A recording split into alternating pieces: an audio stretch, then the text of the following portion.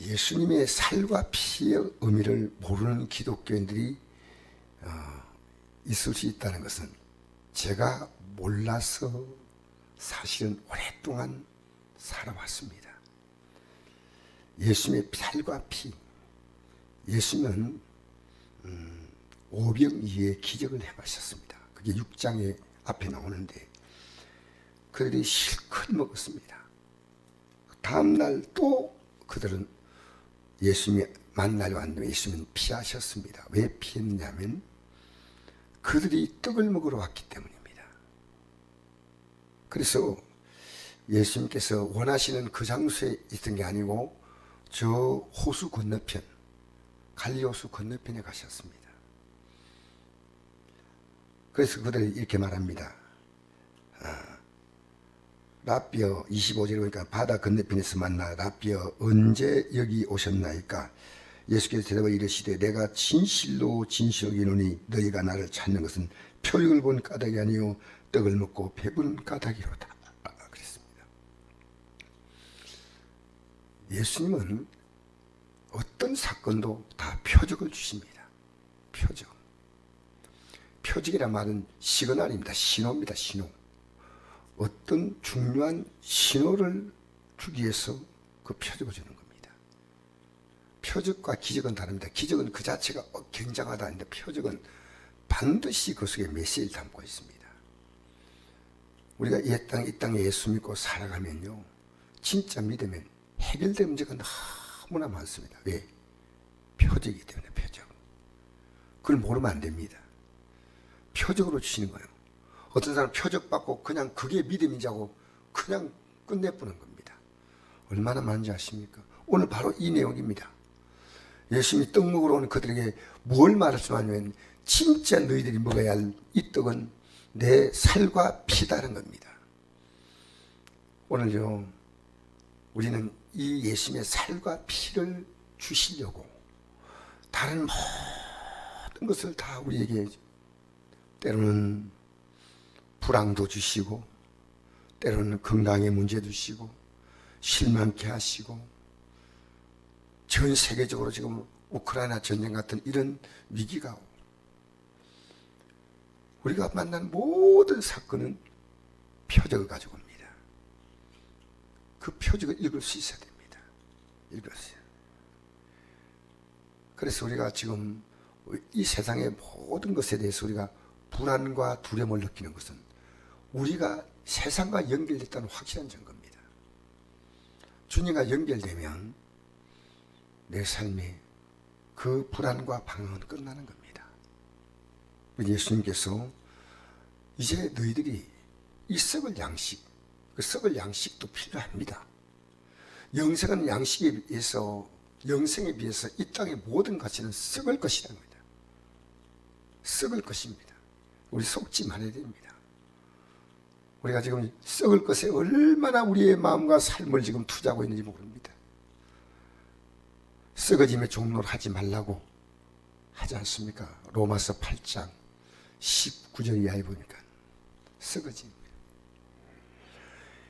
그래서 오늘 예수님께서 제 아들에게 그 떡 먹고로 다시 모인 무리들에게 이 말씀을 아무리 전해도 못 알아듣는 겁니다. 어렵다. 어렵다는 겁니다. 못 알아들으니까 회개하지 않습니다. 예수님의 살과 피의 의미를 알면 회개하지 않을까요? 아무렇게 살까요? 절대 그럴 수 없어요. 저는 오늘요, 조금 전에 참 제가 조금 오늘 약간 피곤한 게 있고 좀 몸에 그래서 약간 쉬고 있는데 한 청년이 선교단체에 있는 청년인데 우리 교회 예배 한 번씩 나오고 하는 청년입니다. 이제 선교사로 가려고 준비하고 있기 때문에 자기가 소속된 교회는 대구에 있는 교회고 그래가지고 이제 여기서 시간 되면 우리 수요 예배 참석도 하고 보통 기도에 참석하고 이런데 내가 이 청년의 나이가 몇 살이냐 물어봤습니다. 28이라 그래요. 아내 나이가 몇 살이냐가 29이래요. 언제부터 예수 믿어서 이 젊은이의 가슴속에 꿈을 갖고 있냐. 이 젊은이가 이런 말 하더라고요.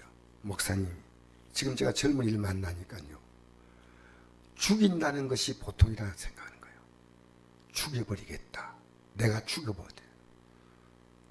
이 땅의 삶에 죽고 사는 문제가 뭔지 모르고요. 두 사람을 만났는데 한 사람 남자고 여자예요. 그래서 만나가 대화를 하는데 아무리 봐도 여자 같아. 한 사람은 머리를 남자처럼 짧게 갈라는 자가인데 나중에 알아보니까 이 사람이 여자예요. 여자와 남자가 안동인데 아무 부끄럼 없이 연인처럼 만나고 있다는 거예요. 우리 시대가. 이 젊은이들이요, 자기도 젊은이지만 정말 지금 인생의 방향이나 목적이나 가치가 아무것도 없다는 겁니다. 근데 당신은 어떻게 예수 믿게 됐냐? 언제부터 예수 믿냐 물어봤거든요. 20살 때 예수 믿었대요. 그래서 20살 때 믿었는데 자기가 어릴 때 교회 나가는 거는 맛있는 거 주면 간혹 가다가 나가고, 중학교 때도 1년에 몇 번 나오고, 고등학교 다닐 때는요 3년 동안 딱 한 번 나갔대요. 근데 할머니가 아주 집안이 복잡한 집안이에요. 제가 얘기 들어보니까 너무 마음이 아파요. 아버지가 3살 때 이혼하시고 자기를 낳은 어머니는 떠나가시고 그 아버지가 둘째 부인과 재혼해가지고 사는데 이 둘째 부인, 이 사람이 이제 지금 양모죠. 양모 어머니의 그 할머니가 믿음이 좋은 분인데 이 손자 위해서, 배다른 손자죠, 위해서 늘 기도하고 있는데, 그러면서 한 번 이러더래요. 너 있잖아, 지금 순례 한번 할 때 그 놀러도 가는데 한번 놀러 가봐 그랬대요. 근데 순례 그냥 간다니까 뭐 순례고 하고 뭐 젊은이 캠프하고 이런 식으로 하는데 가가지고 말씀을 듣고 저녁에 기도하는데, 기도할 때 자기는 거기서 주님 만났다는 거예요. 음성이 들렸대요. 자기 인생에 꿈이 없었대요. 정치 외교학과를 졸업했는데 뭘 해야 될지도 모르고 인생이 뭐냐, 엄마는 만날 길이 없고, 그래서 삶에 잘 예의를 많이 갖고 있었는데 그날 그렇게 하나님 말씀이 자기에 들려오더래요. 그러더니 기도 시간에 기도를 열심히 하는데 자기에게 마태복음 28장 18절에서 20절 말씀을 주시더래요. 내가 가치 있는 이 하나님의 복음을 듣지 못하고 나처럼 20년 동안 방황하다가 오늘 이 말씀을 들었다는 거예요. 오늘 이 말씀을 들었대요. 오늘. 그날 그는 뒤집어진 거예요. 그날부터 자기의 꿈을 정했대요. 기도하는 가운데 가장 복음이 안 들어간 모리타리아라고는 아프리카에 있는 나라에 선교사로 가겠다 하고 꿈을 가지고 지금 기도하고 준비하고, 무엇보다 자기가 가서 그곳에서 선교를 하려면 물질도 물질이지만 더 중요한 것은 영적인 후원자가 없으면 갈 수가 없는데, 지금 기도의 후원자를 이렇게 이제 한 번씩 하면 선교하면서 남은 생을 보내겠다. 28살 된 청년입니다. 놀랍죠? 하루 만에 그 변화가 온 겁니다. 저는 깜짝 놀란 게 어떻게 하루 만에 집회 한번 놀러 가가지고 변화됐냐. 내가 너무 고마웠고 감사했습니다. 지금 교회 나와도요, 복음을 몰라요. 복음을. 예수 믿으러 나왔는지 사람 만나러 나왔는지 예수 믿으러 와야 됩니다. 예수 믿으러. 여러분, 우리 사람 왜 만납니까? 저는 목적 가지고 만납니다. 오늘도 목적 가지고 만나서 어떤 일도 하고 했습니다. 이 목적 가지고 함부로 이분이 복음이 들어갈 수 있다, 이분이 복음으로 살 수 있다, 그 목적 가지고 제가 오늘 두 군데를 만나고 아까 그 청년을 만나면서 결혼했어요. 아기가 이제 있고 있는데 참 대단하다. 어떻게 우리 시대에 저런 꿈을 갖고 있는 젊은이가 있나. 그것도 20대 딱 놀러 갔다가 그게 선해받아가지고 뒤집어졌는데, 지금 우리나라에요, 대학가에 예수 믿는 사람의 젊은이가 3%밖에 안 돼요. 3%. 옛날에는 대학생들이 예수 믿는 시시 같은 단체들이요, 바글바글 했는데 지금 우리 시대가요, 너무나 힘든 시대입니다. 우리가 지금 뭘 위해 살아야 하는가. 여러분, 하나님은 기적을 주실 때 뭘 주시냐면요, 살과 피를 주시기 위해서 기적을 주십니다. 살과 피를. 오늘 기독교인은요, 떡을 바라보고 예배당 나와요. 떡을 바라보고. 그러니까 떡을 얻었으면 끝나고, 떡 얻었으면 더 좋은 떡 달라는 거죠. 이게. 제가 그분이 속한 교회가 대단한 교회구나. 야, 어떻게 목사님이 그런 꿈을 갖나. 교인이 얼마 되니까 30명밖에 안 된대요. 그런데 이 목사님이요, 온 교인들이요, 오직 말씀과 기도로 우리 교회가 60명의 선교사를 파송하겠다는 꿈을 갖는 거예요. 30명밖에 안 되는 교회가 60명의 선교사를 파송하는데, 이제 이분도 날 연세가 많으셔서 뭐 올해나 내년이나 은퇴하실 목사님이신데요, 이 목사님이 왜 60명이냐, 1907년에 평양에 대붕해가 있었대요. 우리나라에 초유의 붕해가 있었는데, 그때 그 붕해 때 거기서 우리나라가 그때 기독교 인구가요 몇만도 안 될, 정말 1919년 우리 독립선언서 발표할 때도 우리나라 기독교 인구가요 10만도 안 됐습니다. 1907년이니까 얼마 되겠습니까? 그때 거기 모인 사람들이 선포를 했대요. 어디다고 선포했냐면요, 비행기도 없는 시대,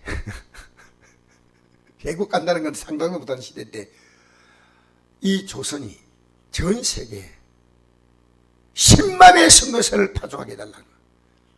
그때 결심했다는 거예요. 그때. 그래서 이 목사님이 교회가 지금 30, 40명 겨우 나오는, 숫자로 볼 때는 적지만 우린 60명의 선교사를 파송하는 그런 꿈을 갖고 있는 목사님입니다. 여러분, 우리 지금 뭘 꿈을 갖고 있습니까? 예수님의 꿈을 갖고 있습니까? 예수님의 꿈.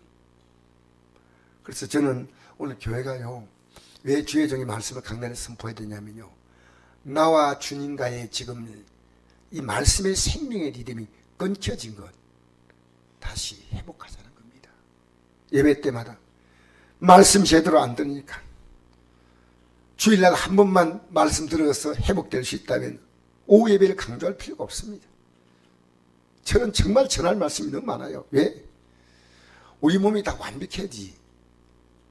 눈만 잘 보이면, 눈만 잘 보이고 숨만 쉴 수 있고 그럼 된다. 아니지 않습니까? 우리 몸에 얼마나 많은 기능이 있듯이 우리 영에도요 얼마나 많은 기능인지 몰라요. 다 살아나야 돼요. 겨우 숨만 붙어 있는 그런 기독교인이 아니고요, 내가 주님과의 모든 관계 속에서 이 말씀으로 끊어진 부분을 다 연결해야 됩니다.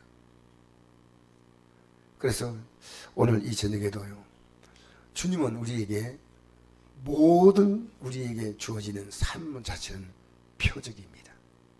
우리에겐 좋은 표적을 주시면서 격려해 주기도 하고, 또 우리의 삶에 당장 보이다 안 좋은 표적을 통해서 하나님이 회개하기도 하시는 거예요. 수많은 안 좋은 표적일 때 회개하면 회복이 되는 줄 믿습니다. 회개해야 됩니다. 지금 우리가 이게 복을 관계가 있느냐? 우리 예수님은요, 제가 또 한 3일 좀 먹였으면 좋겠는데, 하루 딱 먹고 다음날 왔을 때 너무 주님이 살벌하게 말씀하신 것 같아요. 성는 양식을 예배하고 영생하는 양식을 이라, 이래 말씀하시건 얼마나 온 사람들이 기분이 별로겠습니까? 그러나 복음만큼 시급한 거 없습니다. 복음은 오늘 영접하지 않으면, 오늘 이 땅에 주님 부르시면 끝나는 게 복음이에요. 3일 동안 떡 주면서 3일 있다가 만나자, 그게 아니고 내일을 자랑하지 말라 했지 않습니까? 복음만큼 시급한 거 있습니까? 할렐루야. 여러분, 우리는 우리가 만난 모든 사건들은 하나님의 간섭과 개입이 없는 사건은 아무것도 없습니다. 몰라서 그렇죠. 오늘 이 저녁에 우리는 말씀으로 연결된 부분이, 이것도 제가 오늘 연결시키는 거예요. 여러분과 저가 말씀으로 주님과 연결시키는 거예요. 어떻게 목사가 그냥 설교만 하면요, 목사만큼 쉬운 거 없어요. 어떻게 여러분 말씀으로 연결시킬까? 어떻게 연결시킬까? 어떻게 저 어린 영혼들을. 나 이번 주일학교 보니까 한 어린이가 막 기뻐 들어왔어요.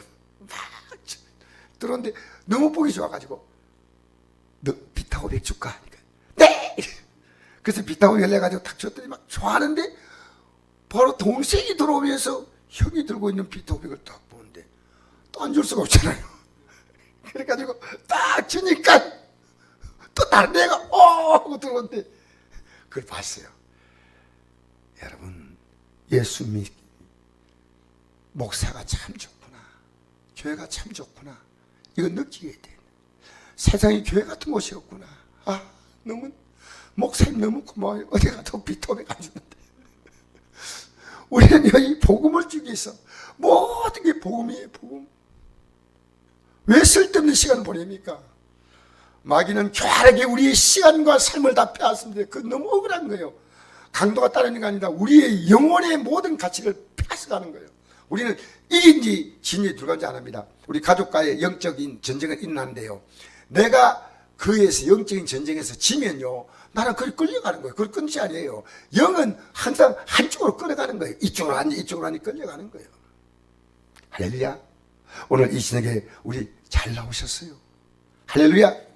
우리는 우리의 삶 가운데 언제나 하나님의 밝고 맑고 환하고 빛나는 표적으로 가득해야 됩니다. 할렐루야. 맨날 혼나고 어려움 만나고 그것도 표적이에요. 표적인데 그런 표적은 이제 한두 번 끝내야지 이제 더 이상 아닙니다. 우리가 왜 상처받는지 아십니까? 너무나 그 영적이지 않는 일에 마음을 빼앗긴 거예요. 적당히 영의 일은 내가 빼앗겨도 빼앗긴 게 없습니다.